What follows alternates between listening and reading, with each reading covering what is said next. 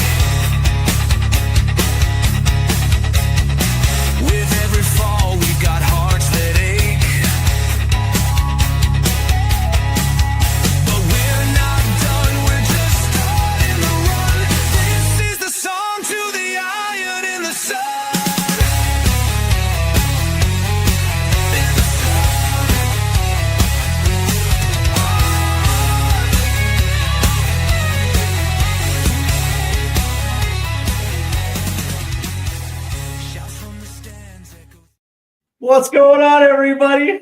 Just in case you didn't get enough of us this afternoon, we came back for an encore edition. This time it's on Stateside Footy, and I hope you guys are enjoying your Sunday afternoon. James, how did you like Absolute Bangers US style, my friend? Oh, I like that. I like that song. I do like that song. It's quite good. That it go well. We are Spurs as well. We are the underdogs. I like it. I do. Yeah, really do. I was nodding away to Sphere. Every time I see that intro, yeah, dude. Every time I see it, there's a smile that creeps off my face. I'm like, yeah, right. So first and foremost, I want to thank everybody for tuning in. It is our Tottenham Hotspur Week in Review, and this is going to be a new segment here on THFCTWD. And it's going to be a little bit of a weekly recap. Of course, James, you were on the pre-match today, and of course, you were on the final score. So we've been all in today on Tottenham Hotspur, but I thought it would be an awesome idea just to have a recap of the week of review, because there was certainly a lot of news that came out this week, and it would be awesome to just kind of recap. By the way, make sure you hit your like and subscribe buttons. The chat room is open today as well too, if you guys want to get into it. So let's not waste any time and let's get into it. And I think this week started a little bit with some really good news that Lucas Bergvall, granted, bad news followed Lucas Bergvall because he's potentially out for the rest of the season, but he did sign an extension, tying his development to Tottenham Hotspur until 2031. I was absolutely thrilled by this news because not only does it pay Lucas Bergvall, probably in the 40 to 45,000 pound a week range, but it also ensures that if anybody comes and makes a move, that Lucas Bergvall will bring in an absolute haul on a resale. So it's a win-win for both the club and the player. How did you feel about it when you heard the news that Lucas Bergvall is going to be around for quite a long time? Delighted. Probably been one of the best players of the season for Spurs this year. When the news broke about it and I saw the details of the contract and looked into what he'd signed, the one thing that does impress me is there's no minimum fee release clause in his contract, so no one's coming in and putting in just to break his minimum release clause to get him out of the club. Easily with the potential that he's shown on his first full season with Spurs, easily commanding 80 million plus, in my opinion, just on the potential he's showing. People may say I'm delusional. I am a very delusional Spurs fan. That is fine. But I would say we could easily command an 80, 90 million because of his age as well, and the fact that he's now tied for 5. We've got him 6 years on his contract now, so it's a quality deal, and a kind of deal that we should be making for the younger generation of players that we've got coming through the team. So I was absolutely delighted with that one, Steve. What about you? What did you think about it? I thought it was definitely earned. And one of the things that that absolutely impressed me about Lucas Bergvall was the fact that when he came in, there was a lot of talk about how he was struggling to adapt with the speed of the Premier League. You know, Ange Postecoglou, I guess you can use the term "use kid gloves" with Lucas Bergvall. But that being said, as the weeks progressed, and when he was actually given his opportunities, he made the most of it. But as this thing progressed and as the season progressed, you saw him get better on a week by week basis to the point where he became an undroppable from the starting 11. And I think he's kind of developed into a little bit of an engine in that midfield, something that I don't think we've seen at Tottenham Hotspur in a little while. I think his value is to a point where. Yeah, I would probably put it up there as well too. Somebody actually mentioned earlier this week that Lucas Bergvall potentially, I think it might have been Drew, who said that he might be in that Arda Güler, Yamin Yamal class of young stars. I was like, Yeah. wow, that's a hell of a compliment for Lucas Bergvall. But that being said, it's like, Yamin Yamal and Arda Güler right now, especially coming off the Euros of last summer and then coming into the season, have certainly been their weight in gold. I don't necessarily know if Bergvall's there yet, but the sky is the limit, man. The sky is the sky is the limit, and I can potentially see him developing into maybe like an Odegaard type player, or maybe even a Kevin De Bruyne type player. And if that's the case, if that's the case, holy shit. Yeah. I agree. The sky is the limit for him. And yeah, absolutely. I mean, is he Lamine Yamal sort of level? I don't think he is. I think Lamine Yamal's like this alien being that's been planted on a human body, to be fair. He is crazy good footballer. But yeah, let's welcome some people in on the chat. It's Mr. Wayne Bonner saying good evening all. I hope everyone's well. Yes, I am very well, Wayne. How are you, my friend? I hope you are fit and well.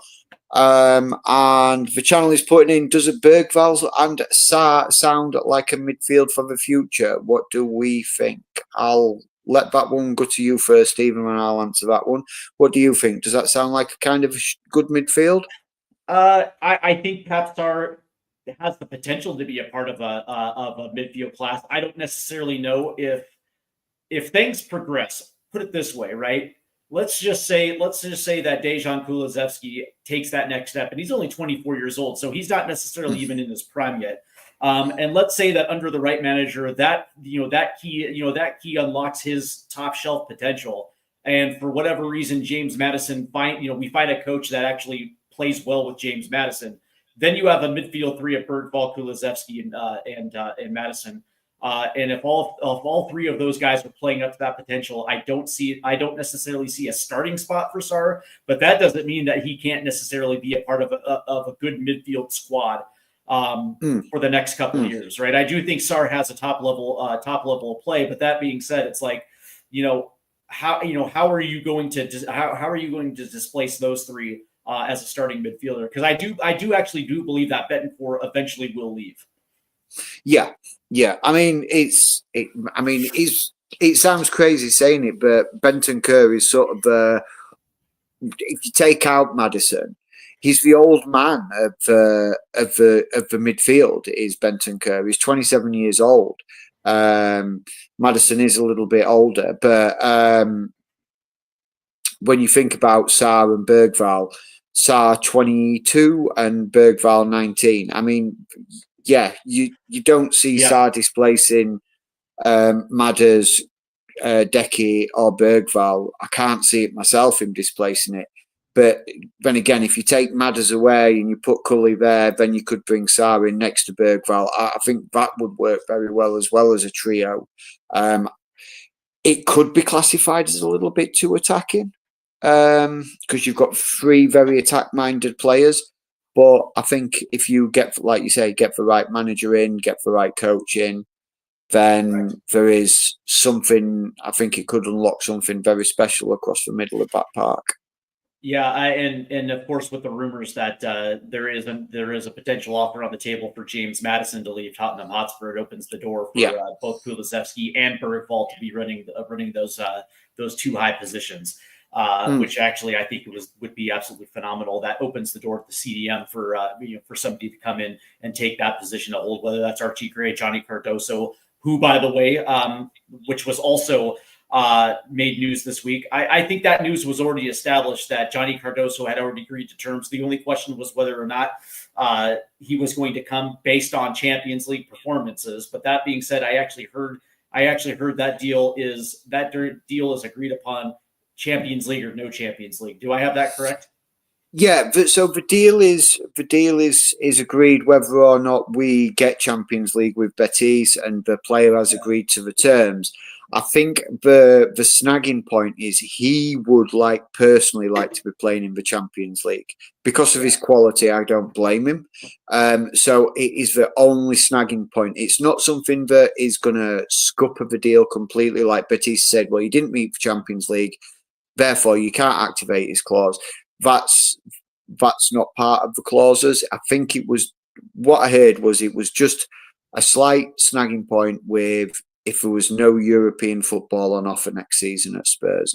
But you've then got to think if he's then sold on the rebuild idea that's going to probably come next year with new manager, new players, will that then persuade him say, okay, I can deal without a year of European football and agree to go? Right. So, but I think it's as far as I'm aware, it's 90% done deal, but he's coming.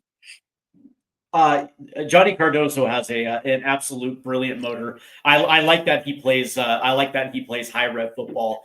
Not afraid to get in there and mix it up. Very good tracking back on the ball. A lot of people have compared him to his U.S. men's national team teammate Tyler Adams, who is a developed product right now for Bournemouth. And the proof is in the pudding. If he can develop into a guy like Tyler Adams, good Lord, you got a nice little CDM on your hands right there. And for $21 million, I think that's an absolute steal for an incredibly high ceiling in Cardoso. Is there any worry? From you specifically moving from Real Betis? Don't get me wrong, it's La Liga, so you're playing La Liga giants, but Real Betis to Tottenham Hotspur, jumping leagues. Is there any concern that it may take him a little time to get acclimated to Hotspur way? I don't know. I don't necessarily know if he hits the ground running per se. Not right away. Look, there's that risk with any player that you bring from abroad. You could say that from the Italian league. You could say that from the Spanish, the German, or even going the other way. There's always going to be a chance that the player doesn't adapt to the league he's playing in.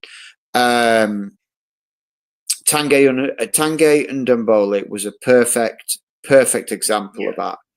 Absolutely tearing it up. Came to Spurs, all the potential in the world. Came to Spurs and did not adapt to the Premier League lifestyle and the Premier League way of playing. I think from what I've seen of him play and how I've seen him sort of carry himself as a professional, I don't think it'll be a problem for him adapting to the Premier League. I think he's physically strong and he's quick, and that is and like you said, he's got an amazing engine. The man just seems to be able to just run and run and run and run. Right. So I don't see it being an issue. I think it's just going to be a cultural issue of him coming over to England, playing in the cold, in the winter months. I would give him 4 months at most to adapt, and I think he'll be fine. This coming from Daniel 90 #Ange, the pub manager, says, I'm taking Cardoso all day. 2 biggest issues that he needs to improving are his on the ball carrying and his ability to do better at progressive passing. Yes. But that being said, he got better as the season progressed, and I think the highlight of the season was that headed goal against Real Madrid. And one of the things I do like is La Liga is a very technical league. You have to be technically adept to play in that league. It doesn't have the speed of the Premier League, but that is also something that I don't necessarily think that's going to take long for Cardoso. to adapt to the speed of the league, especially if he already has the technical ability. So there's that. Yeah. On Wednesday, we got word that Mr. Fabio Paratici is going to return to Tottenham Hotspur, turning down AC Milan to return back to his original project that he started. I like the fact that he's trying to come back and finish what he started. Listen, man, I like Paratici. I think the proof is in the pudding when you look at his overall body of work and you look at exactly where the team sits now. A lot of the players that are on this team, the core of this group, are players that Fabio Paratici brought in. What I like about this is it means that he's going to be able to clean house, bring in the people that he trusts, that he knows that he could work with, and that also might spell the end for an Ange Postecoglou as well too, because obviously. When that news drop came out that in an advisory role, he advised against hiring Ange Postecoglou to begin with. And I don't think it had anything to do with whether or not Ange was a bad manager. I think it was just a bad fit for manager and club. But that being said, it's still going to be up the window because we're still vying for a Champions League spot through the Europa League. But that being said, I was absolutely buzzing when I heard that Fabio Paratici decided to come back. Apparently this had been in the works for quite some time to begin with anyway. Yeah, I mean, the first I heard about it was sort of late Tuesday evening that he'd had a meeting with AC Milan, and then he'd gone out for Daniel Levy had flown over to speak to him, and they'd gone out for dinner and a meeting in Milan. The meeting went extremely well. They were both on the same page. They both understood what they wanted. And as far as I was made aware, that the deal that was on on the table from Tottenham Hotspur was a far better deal than what he was being offered at AC Milan, and it was sort of yep, I want to come back, I want to return, I want to complete the project. The project of what we started. I believe that this club can be great again. It's a no-brainer for me. And when that news sort of came to me, and then on Wednesday I got it confirmed, it was like, yeah, this is going through. This is going to be absolutely phenomenal. And I agree. The proof is in the pudding, as they say. The players that we got in, and a lot of people don't realise that Paratici was key in Kulusevski's deal, Doggy's deal, Vicario's deal. So he knows what he's looking at. He knows the players, and just because he's not been able to legally work within football does not mean he hasn't been keeping up with the Joneses, so to speak, and keeping up with who's developing, which players are going to be world class. He's a very knowledgeable man, and I think it's just only says that it's a positive thing for Tottenham for next year. Yeah, what gets me excited is it's going to be a different profile of player that Paratici is going to be working at, not just in Italy, but the Netherlands, Germany, Spain, Argentina, Brazil. He's got the entire globe covered. He's got contacts everywhere. This is not just going to be Johan Lang specifically looking at young players. This is going to be a global scouting network, which is going to, Tottenham's going to benefit from Paratici back in. On Thursday, we had a match. The first leg of the Europa League semifinal against Bodo Glimt. And of course, we ended up winning that one 3-1. But in the aftermath, we got some bad news. Turns out that, the knock against Dom Solanke was not necessarily threatening as he was held out in today's game, but word came down that he will be available on Thursday. But James Maddison's injury was a little bit more severe. Apparently, that's what Ange Postecoglou had alluded to a little bit after that match. Now, I think you and I said this afternoon, and by the way, Derma had a very, very, very good question that he laid to us about whether or not this potentially could be a smokescreen. Because I distinctly remember when James Madison was laying on the ground there, he didn't necessarily look like he had severely injured himself at all. As a matter of fact, I've over the course of 20 years in this game, like when somebody severely hurts their knee, that usually is shown on the face of the injured player. It looked like it looked like it was just like a kind of a cramp type of situation. But that being said, as Dermot alluded to in the chat right here, he says that they're going to have extra scans. So I don't know how you feel about James Madison potentially done for the season, but until it's actually confirmed, for me, I'm going to be in a wait and see mode. Yeah, I'm agreeing.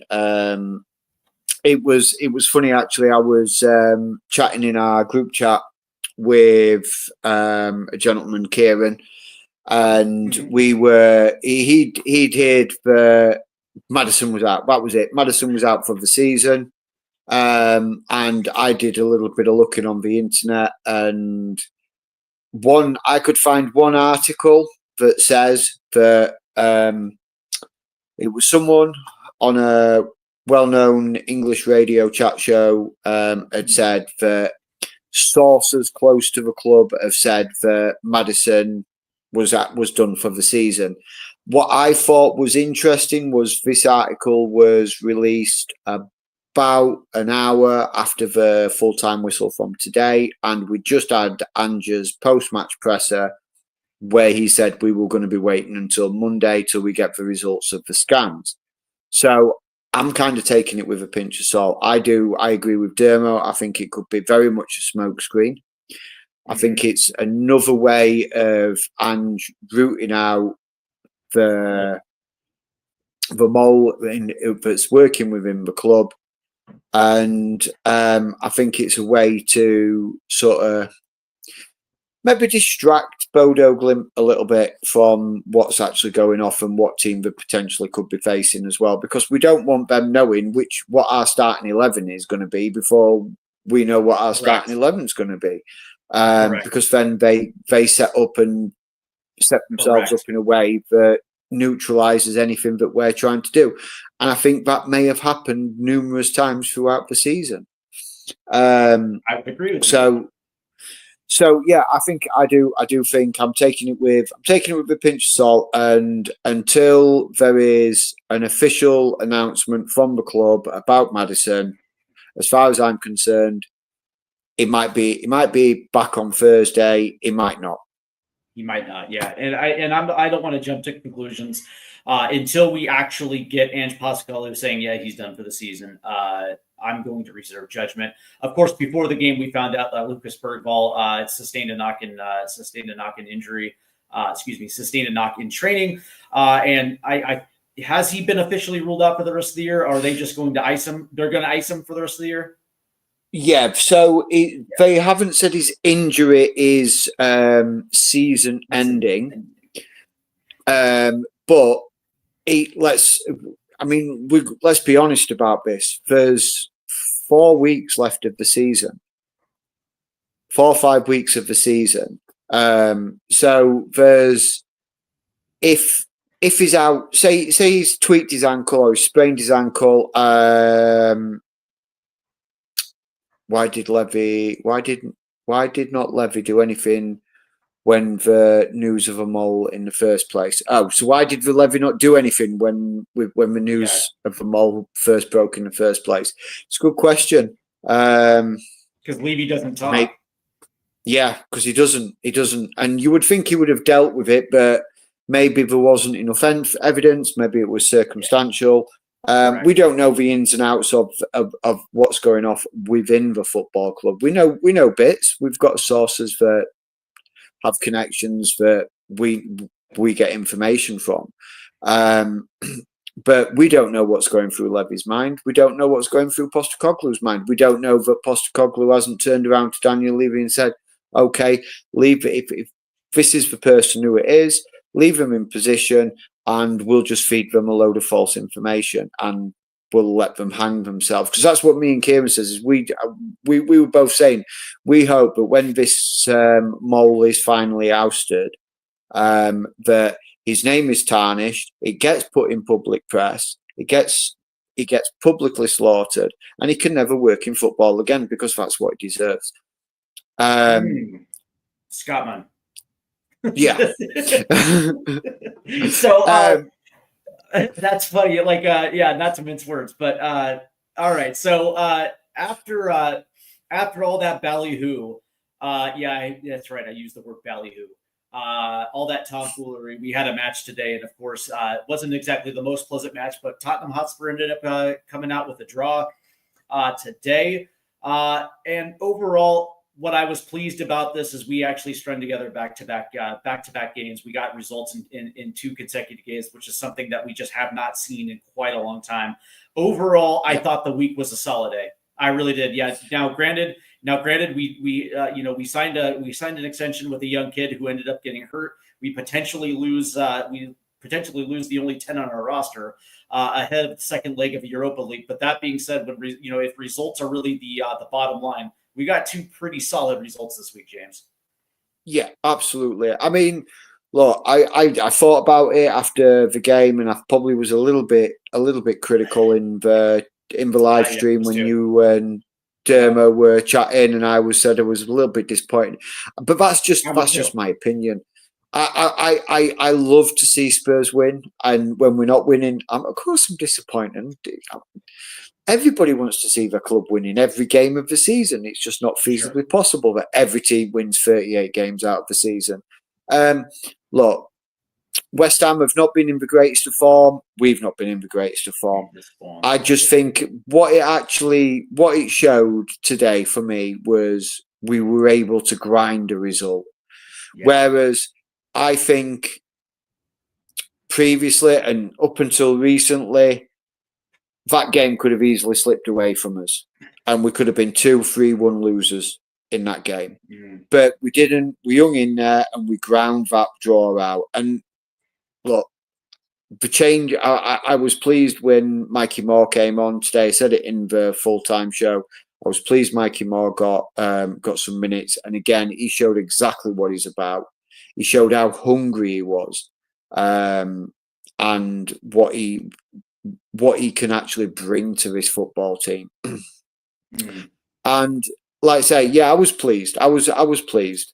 Not happy. I was pleased, or satisfied would probably be a better word. I was satisfied with the result that we got. It was a fair result. I was a little disappointed because I definitely think we possibly could have won that match 3-1. Especially in that first half, there were a couple opportunities that Richarlison, just with a little bit more clinical finish, would have put the ball in the back of the net. I thought we actually, by and large, were the team that created the most chances today. We just didn't finish off those chances, and that to me was the disappointing part about it. Where we easily could have taken advantage of what I considered a weak West Ham side, but such is life. It is what it is. I mean, we still earned a point, so I'm not going to turn that down. So I mean, overall, I thought this week was a solid A, and it's a far cry from the last 4 or 5 weeks that we've had to endure. Yeah, absolutely. I mean, I've got the stats up of the game, Steve, because you say about that. And so West Ham had 11 shots, Tottenham had 7. West Ham had 2 shots on target, Tottenham had 2 shots on target. West Ham with 56% of the possession to Tottenham's 44. West Ham 423 passes, Tottenham 341 passes, which is a very low for us in a game, to be fair, because usually our pass count is easily breaching the 400 mark. But when I look at that in comparison, you could probably easily accumulate 50 to 60 passes going side to side between your central defenders, whereas we played a little bit more direct today. And our pass accuracy to West Ham's 74% pass accuracy. We had a 73% pass accuracy. And West Ham 1 corner, and we had 3 corners. And so it was, I would say it was pretty even. If anything, West Ham slightly nick it on the stats, but the stats don't always tell you everything. The stats don't always tell you everything, because there's been games where statistically, the Wolves game was a prime example. Statistically, we should have smashed them all over the park. Right. But we didn't. We lost. So I don't think the statistics tell everything. I think in looking back at the game, both teams were sort of dominant in their own periods. I think as we had more control for longer periods, West Ham sort of dominated the last 15, 20 minutes of that game as we were just grinding out we sort of we're done and we were grinding that result out. For sure, yeah, because West Ham really took control of that last 15, 20 minutes. They ratcheted up the pressure looking for that winner, and we stood tough. So, I mean, I give that back line a little bit of credit. Listen, I know there's some times where I shit on Ben Davis a little bit, and rightly so. I think he was absolutely embarrassed today by letting Bowen just run right past him. But that being said, in crunch time where we actually needed to be a strong back defensive four, we held tight. So there's a lot of positives to take out of today's game. 100%. 100%. Yeah, I mean, I agree. I mean, I agree completely with you. Ben Davis should have never let him. He just sort of stopped, and it was infuriating. It was so infuriating to watch it and to see him stop as well, and just like, why have you stopped? It's one of those. It's like, I would say 50% of the blame on Vicario, on Davis, and 30% on Vicario, and 20% the rest of the team, because Jed Spence was out of position, which meant Ben Davis had to. Yeah, so he was out of position when the switch came. Spence was out of position, and Bowen made his run while home dude Ben Davis was sitting there ball watching a little bit. Bowen makes the run. Bowen blows past him, but then he recovers and he gets into position where he actually can make a sliding block before the shot gets off. And he just sits there and he pulls up instead of actually making a play. I actually have a sneaking suspicion Van de Ven actually probably gets a block on that. Just saying, absolutely, before it even gets to Vicario, but it is what it is. Yeah, I think it was just it showed to me. I mean, apart from the Vicario letting it go through his legs, which is completely inexcusable. I think that just showed a player not up to match sharpness with Ben Davis. Yeah. Because I think a match sharp Ben Davis sees that and he's getting there for that, or he's at least attempting to get a tackle in. But like I say, I think he just showed that he's not match sharp and didn't have his football brain engaged fully today. But or maybe he's a human being. Yeah, or maybe that he's 35 and maybe his best days are past him. Who knows? Yeah, Who knows?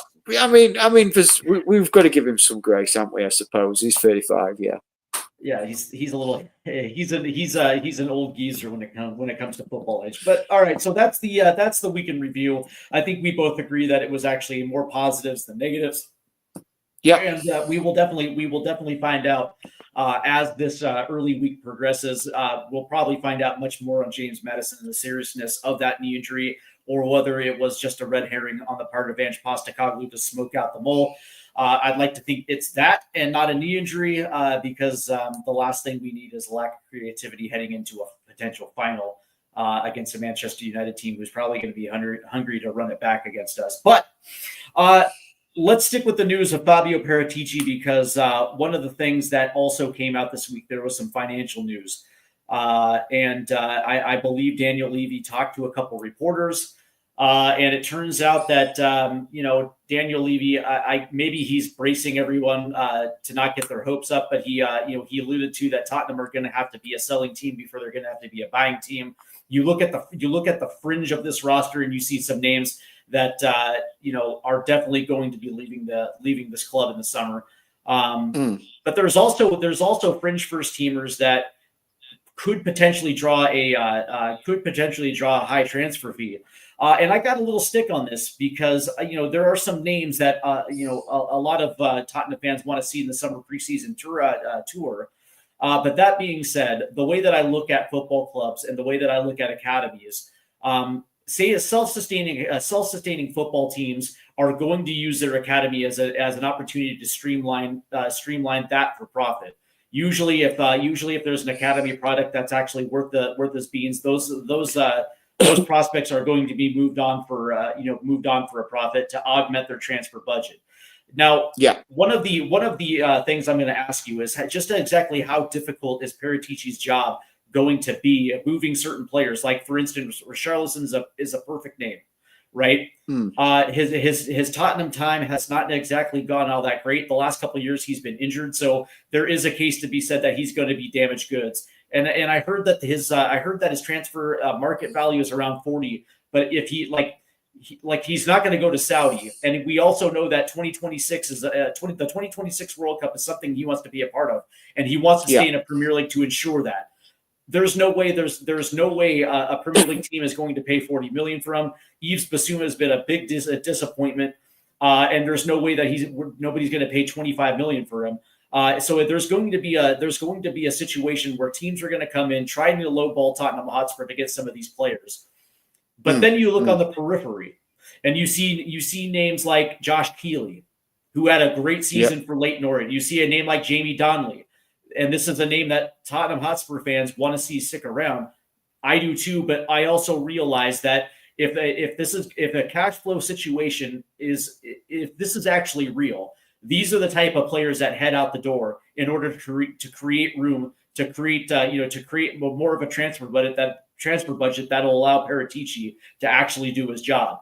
And I think it would be a lot easier to move the Manor Solomons, the Jamie Donnellys, and the Josh Keeleys than it would be for the Richarlisons and the Basumas and the Brian Hills, just considering Brian Hill went on loan in Spain and actually got hurt for a good portion of the season. He wants to leave, but that being said, his market value plummets because teams are going to be wondering whether or not he can stay healthy, right? So just, in your estimation, how hard is this going to be a job for Paratici of selling before buying? I think the buying is going to be easy for him.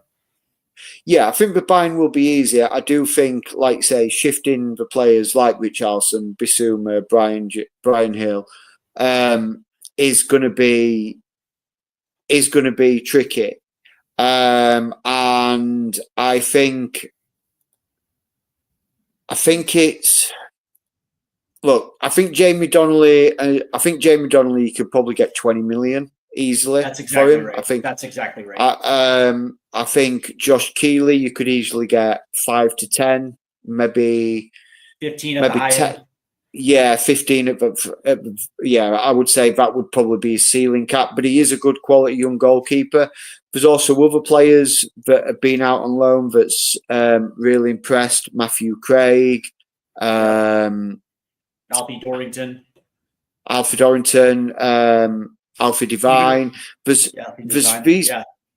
Even Will Lancashire. I mean, even Will Lancashire as well. I mean, you look at and when you look at some of the players that are in the peripheral of the first team as well, you've got like Dane Scarlett, as well as. I mean, I love Dane Scarlett. I think he's got the ability to be a quality striker. Do I think he's going to develop into a quality striker for Tottenham? I think it's too early to tell. I think what would end up happening is, or what would be shrewd, is if we sell him, but we get a buyback clause on him. So, because easily, again, he's at least another 15, 20 million there. So I agree, if you can move on, if we get 10 million for Bissouma, 20 million for Richarlison, and a couple of 20 and 15 millions for some of the younger peripheral players, you then start to generate a healthy budget of 100 million. I'm unsure of the news report of the Daniel Levy. I'm not discrediting it or discounting it. It very well may have happened, but it's Daniel Levy doesn't talk to press, and he certainly doesn't talk to press about money. Usually, I mean, in match day programs, it's very, very rare that you get a message from Daniel Levy and things like that. And it wasn't more than 2 weeks ago that we had the press release that we had a £300 million war chest for the new manager. So where's that gone? Right. Have we just decided that that's not there? So it's one of those. It's like I think is it somewhere in the middle? Yeah.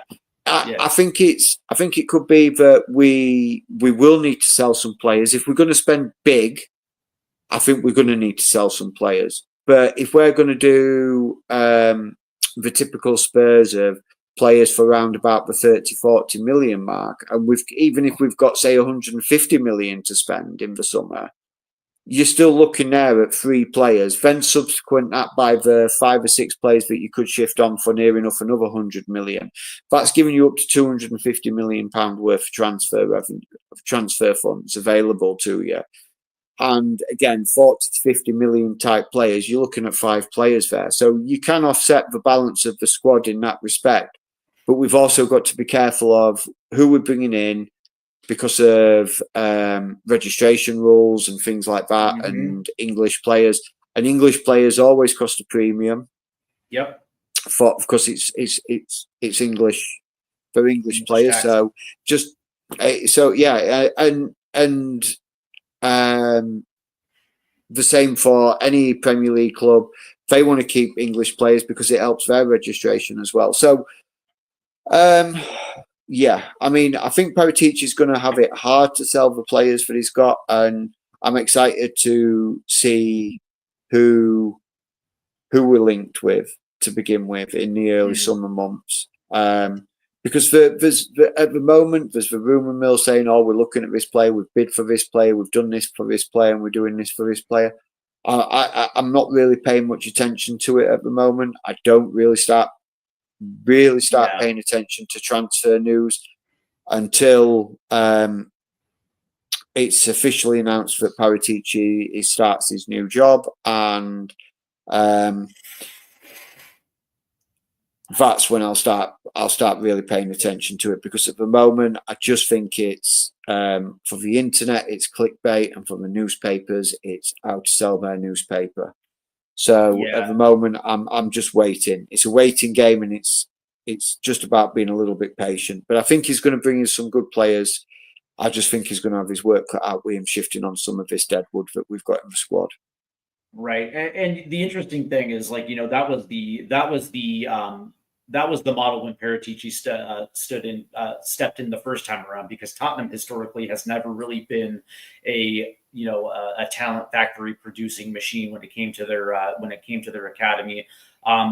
Very rarely did they bring in a young kid and then move them on. I mean, you look at the last 5 years, outside of the outliers of a guy like Harry Kane, Tottenham ranks at the bottom of when it comes to selling on players and turning profits from player sales. It's not necessarily their forte. Sometimes they have a tendency to hold on guys for a little bit too long. But that being said, it's going to be something that is going to be a cornerstone of a Paratici, making sure that you're going to have at least a group of players that you're going to move on to augment your transfer budget, and whether or not they're popular players or not. The idea is you're always looking to improve the skill positions, and that can't happen unless players are out the door and you actually have you have a certain amount of money available in order to improve it. Because as you're well aware, the cost of winning continues to rise. Absolutely. Year after year, and the only way that you can stay ahead of it or keep up with the Joneses is making sure you have a healthy transfer budget available in order to at least bring players in and they're going to hit the ground running. I guess you can call them, oven baked players, whatever you want to call them. I call them experienced. They call them oven ready players, whatever the case may be. But that being said, Audio Artisan brings up something very interesting. He's like, I can just see us signing freebies. Now, I will say, when it comes to the free transfer market, James, this actually is the first time that I can think of in quite a while where there's actually a lot of attractive players available on frees this summer. A lot of guys that I rate high because they're coming in with chips on their shoulders, feeling a little disrespected. Guys like Jonathan David, who absolutely ripped up Liga. I think Jonathan Ta is going to be available. Yeah. There's going to be some guys out there that are actually going to be. Gomez, I believe, is available. As Gomez, is it Ryan Cherky? Cherokee. Yep. Yeah. He's in the last year of his contract. So yeah, I mean there is some big names out there. And quite well. I wouldn't discount as maybe having another look at Randall Kolo Muani as well. I wouldn't discount that. Because things aren't going very well over at Juventus for him. He's not getting the game time at the moment because of the manager change there. So I don't know if they will activate the clause that they've got in his loan, and the only way I see him staying there is if Juventus sell Vlahovic. So he goes in as their number one. But why would you sell even Juventus, who are having an okay season? They're not going to sell the prized asset on the cheap. So I think it's going to be an interesting summer this year. I think Audio Artisan does make a good point. We might only sign freebies, but I think that like you said, the amount of good freebies that are out there this year, it's unusual. You don't see it that often. Usually maybe one or two top draw freebies are out there, but there's quite a few this year. And I think, one marquee signing. But if that marquee signing, please make it a good marquee signing. Let's not just spend 60, 70, 80, 90 million and say this is our marquee. And say this is our marquee signing, and we've bought another dud. So I was going to say I think it's a seminal moment, and because I do think there is room to sell and there's room to make a profit to augment that transfer budget, but I also think it's one of those type of situations where you can't let certain players go to Premier League, other Premier League teams. Like you're not going to let James Maddison walk to Manchester City or Pedro Porro go to Manchester City. That's just that. If you're Tottenham Hotspur, that's just a non-starter. Yeah. You're basically shooting yourself in the foot, because you're giving a direct rival, because that's how I see all clubs in the thing. They're a direct rival, as in they are going to rival you for trophies that year. You're giving them a player that could potentially improve them, so you don't want to do that. Sell them abroad, let them go abroad. I can see maybe a Saudi club coming in for Richarlison, but I think 30 million. That's it. I don't think he. I don't think he will. There has been talk that Everton are looking at him to try and bring him back. And also, I think it was Brentford or Bournemouth. It was one of them. But there was a rumor that they were interested in Richarlison if they lost their main striker. Because it was like one of the big clubs were looking at their striker. I think it's the Bournemouth guy, and his name eludes me. Well, they got Evan Nielsen from Sporting, didn't they? CP at the beginning of the season, yeah, and I think because of how well he's settled in, like, I think it might be Manchester United or Aston Villa are looking at him. And they were interested in buying him. And if they said, basically the article read that if Bournemouth were to lose Ivan Nielsen, then they would look at bringing in Richarlison. But that's a domino effect of that could happen on in any kind of transfer. One player leaves, so okay, we'll sign that player. Okay, that gives us the money, and we go sign that.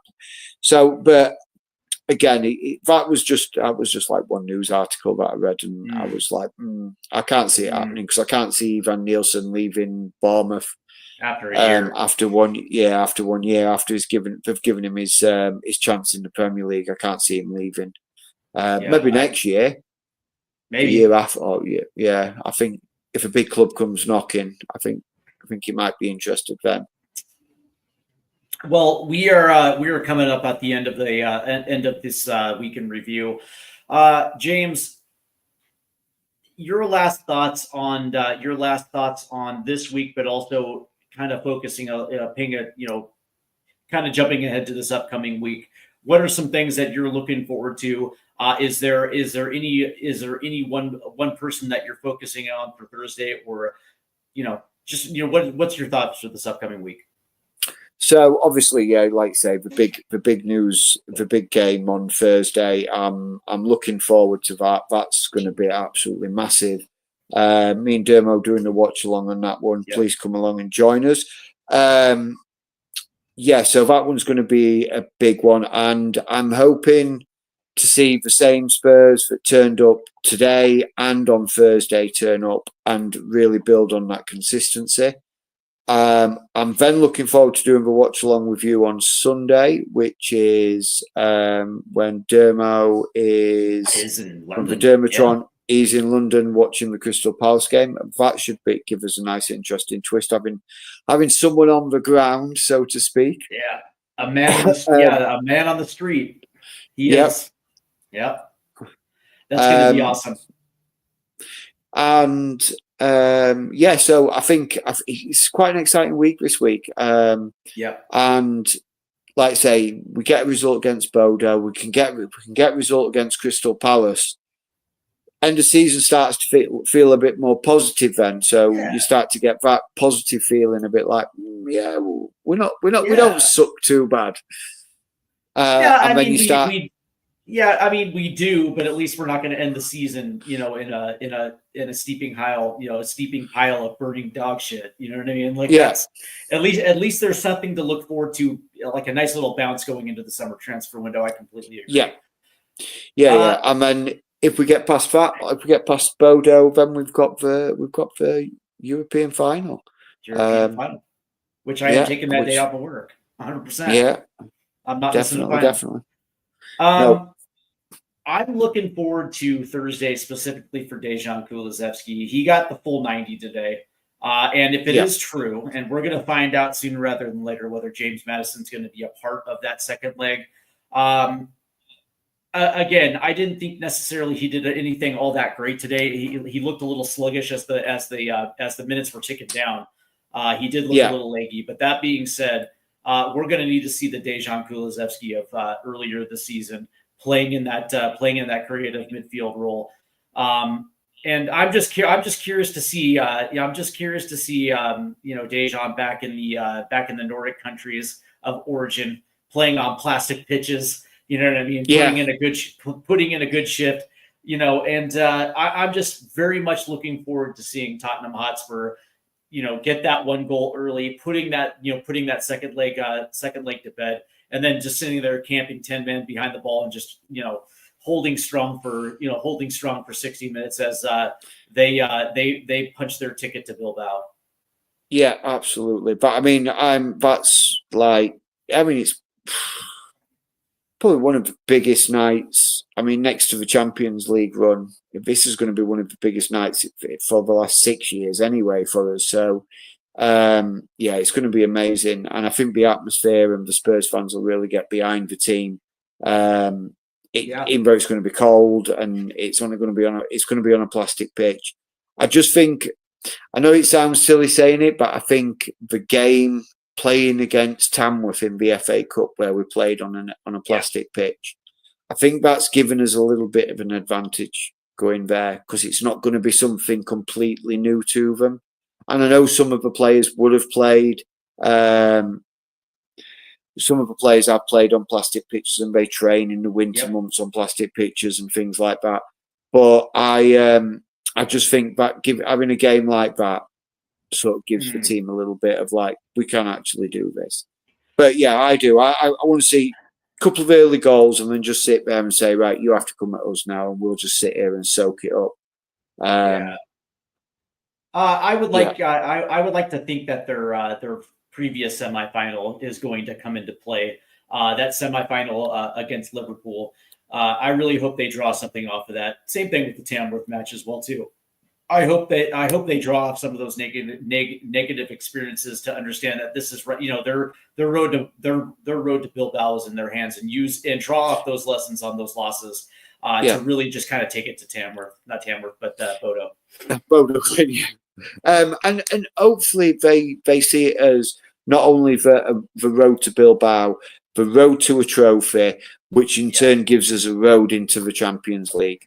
That's how I'd want them to see it. It's like, okay, we get to this, we get to the final, and then once we're in the final, right, okay, we win this, and we've got his hands on a trophy, and all that negativity, all that shit that says that we bottle it and we don't win trophies, we can walk out of this stadium, go back home, and we can stick two fingers up to all our naysayers, and we get to play in Champions League football next year, which would be amazing. And look, do we belong there on the season? No, we probably say we shouldn't. But do we want to be there? Absolutely, we want to be there. Do the players want to be there? Absolutely, the players want to be there. So I'm going to put you on the spot a bit, Steve, because I might not speak to you before the game. What are you going for in the Bodo game? What's your prediction? Here's the thing. In the first leg, I didn't put anything past Bodo Glimt. They're a team that deserves to be exactly where they're at. But when we turned up on the night, we actually turned up in spades, putting 3 past. I was a little worried about that one goal because they almost let him back in with that one goal. But that being said, we have 90 minutes to chase one goal, and if we get it and we get it early, we retain a 3-goal lead. And I don't think Bodo, even with players coming back, are going to be able to erase a 3-goal deficit. So I want to hunt that first goal. My early score prediction, that is on the spot. I'm going to say, you know what I'm going to say? I'm going to say that we repeat that 3-1 scoreline, and we march into Bilbao with a 6-2 aggregate. I like it. I was going to go for 2-1. I think 2-1. I think 5-2 and aggregate.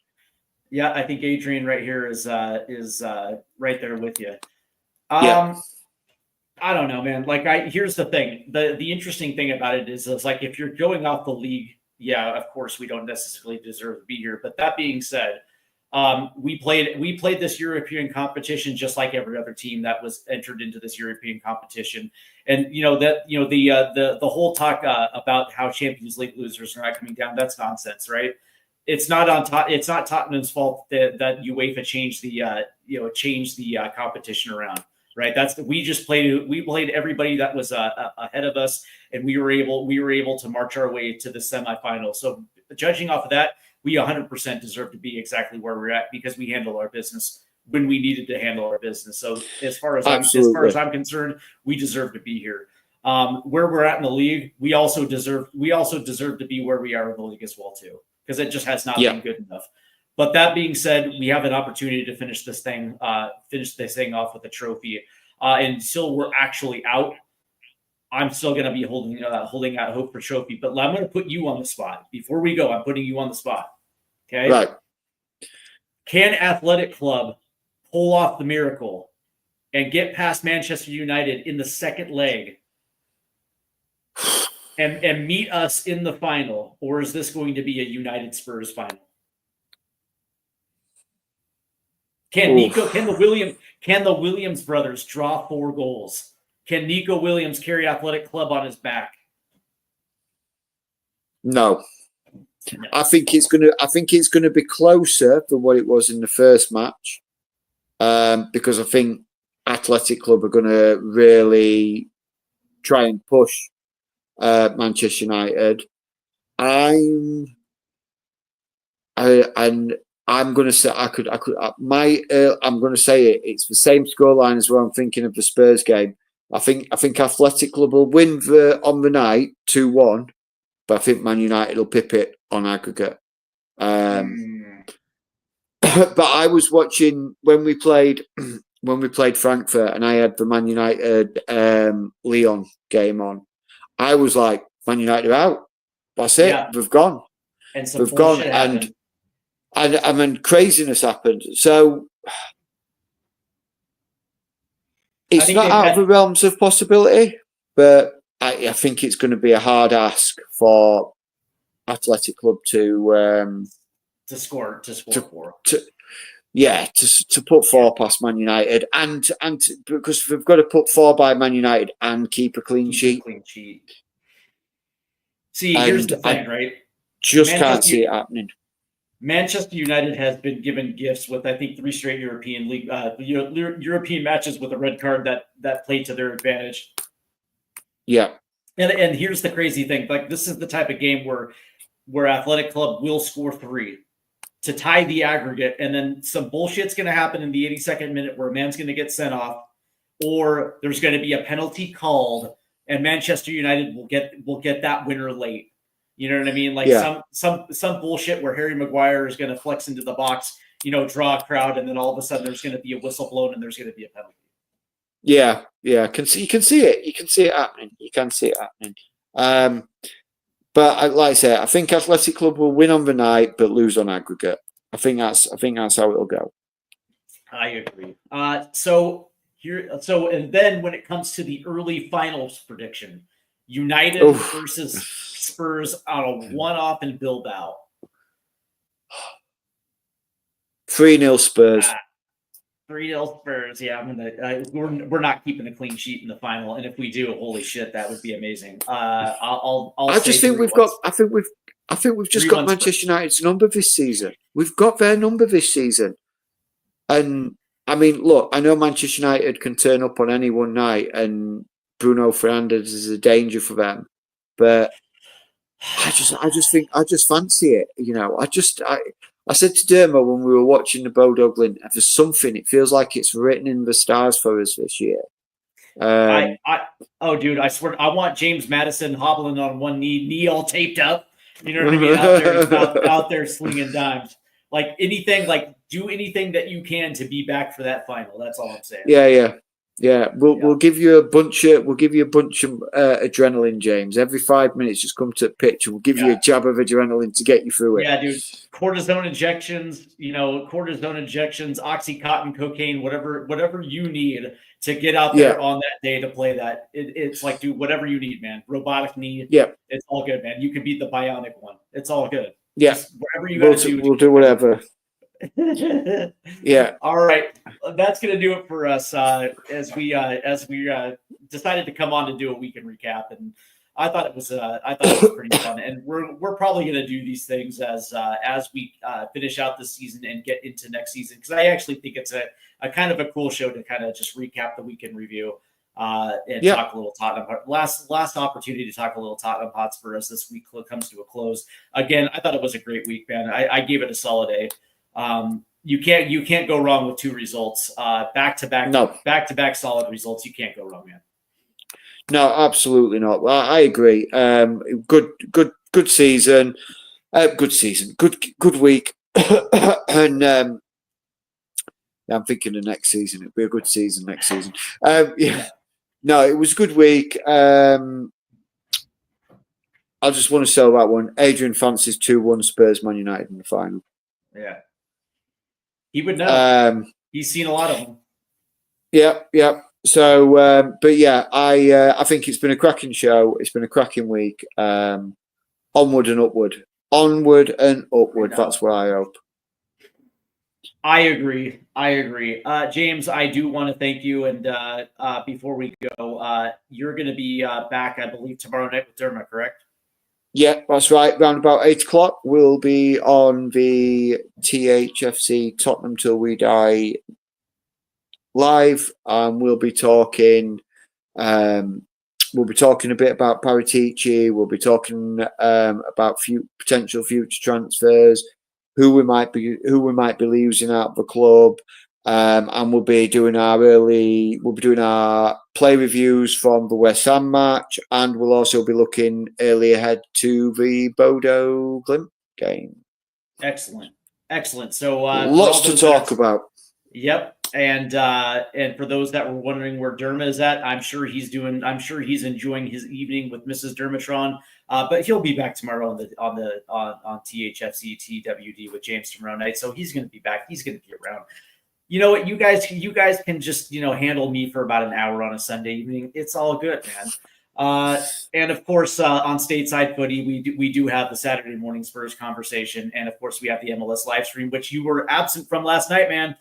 I'm telling you missed an absolute banger of a match last night, but there's always this upcoming Saturday. So yeah, if I'm not working, so if you send me a message, I will be there for you, and I will gladly support you and watch it. I enjoyed watching that last one with you, so it was a good game.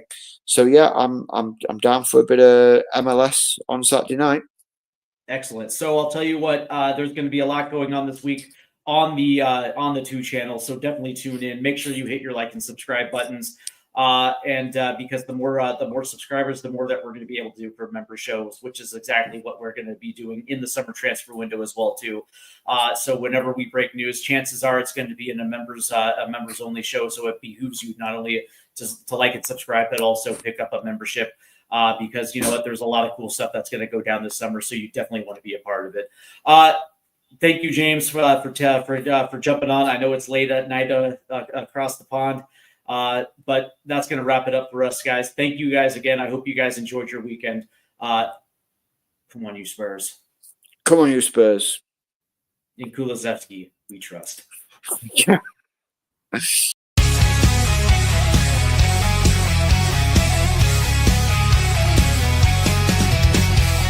Rusted goalposts under fading